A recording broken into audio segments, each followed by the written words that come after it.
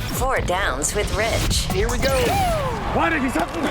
First down. All right, first down. It's kind of silly that I have to say this, but I will say it. It's certainly in advance of what I think is going to be a Rams victory in Dallas. And you hear it all the time that the owner's got to fire the general manager. And he's got to figure out a different way to do it. Take stock, self-scout. This man's not going to do it any other way than the way he's doing it. Jerry Jones knows only one way to do it, or wants to do it only one way. He owns the team, and the reason why he owns the team is he wants to not only own the team, but he wants to see the players on the field that he picks win it all. In the same way that you take pride in winning your fantasy league. I chose those players that just beat, Ken from accounting. Like that sort of pride that you feel and that football, general managing because you put together a team that you drafted and you picked up that waiver wire and you did that. Imagine your fantasy team, you just want to own it and you delegate it to everybody else. You're just owning it and somebody else is picking the players on draft day and then picking up waiver wire picks. Pretty much the way every other owner does it in the NFL. Jerry's not that person. The only way he wants to win it is by picking the players with his son. That's why he owns the team.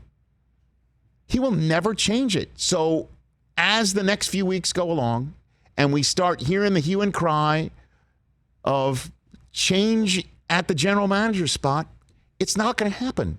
This is why he owns the team, is to pick the players and win the championship with those players. It's that simple. That's who Jerry Jones is. And he's not changing his spots with this leopard in the middle of his 70s and a bust in Canton already. Ain't happening. Second down. Second down.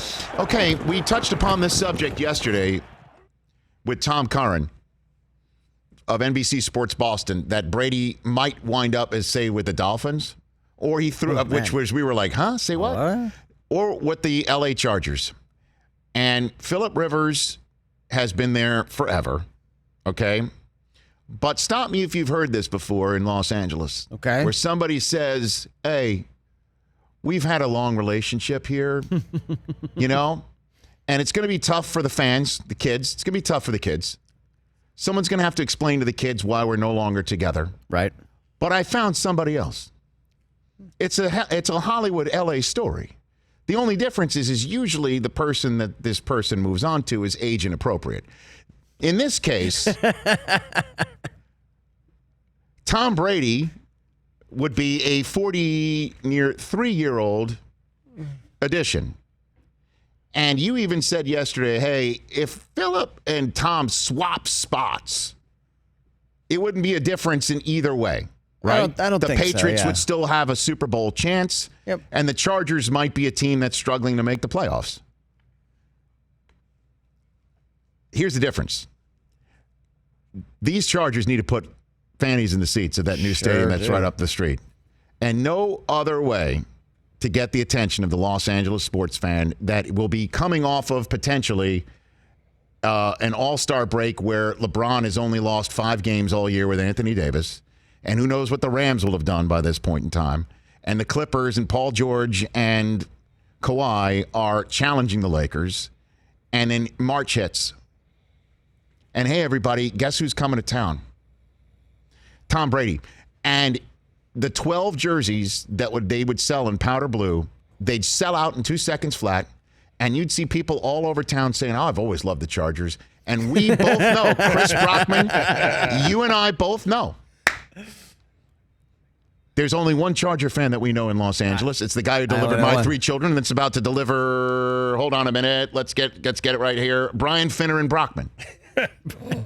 Bobby Katz, OBGYN, Los Angeles. That's the only Charger fan I know in LA, and I've been here 16 years. No, I know a couple in Santa Monica. Okay. There'll be more if TB12 shows up here. All due respect to Phillip. I mean, I'll get tickets.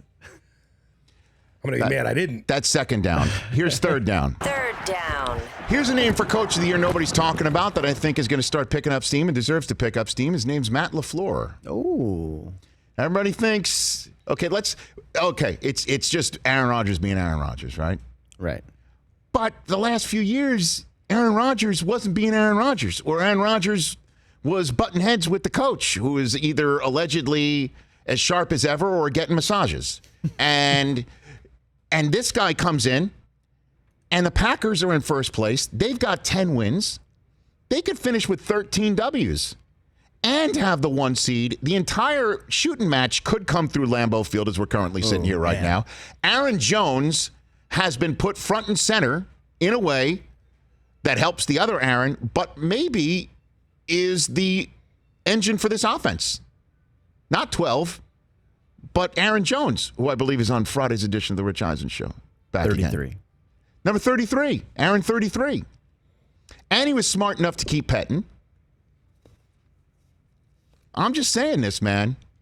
This is something, that is possible. They're the 2 seed right now. Not an easy finish. Not an easy finish as Green Bay has. Go for it, Chris. They've got, home for Chicago, at Minnesota, at Detroit. Okay.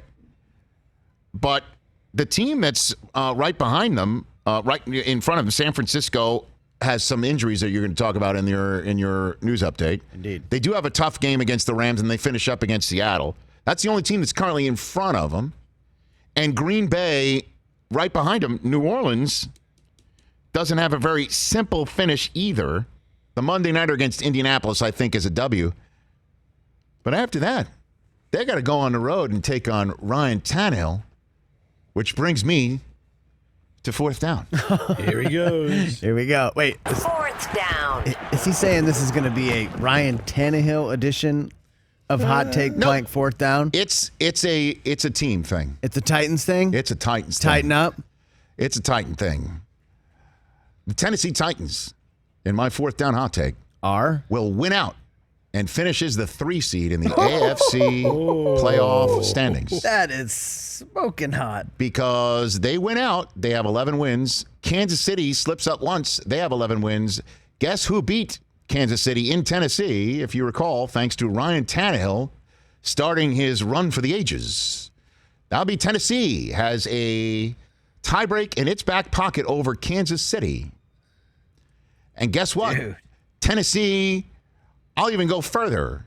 Tennessee finishes the 3 seed. They beat the 6-seeded Pittsburgh Steelers and show up with Vrabel in New England. And Tannehill with Derrick Henry. Ooh. Look out.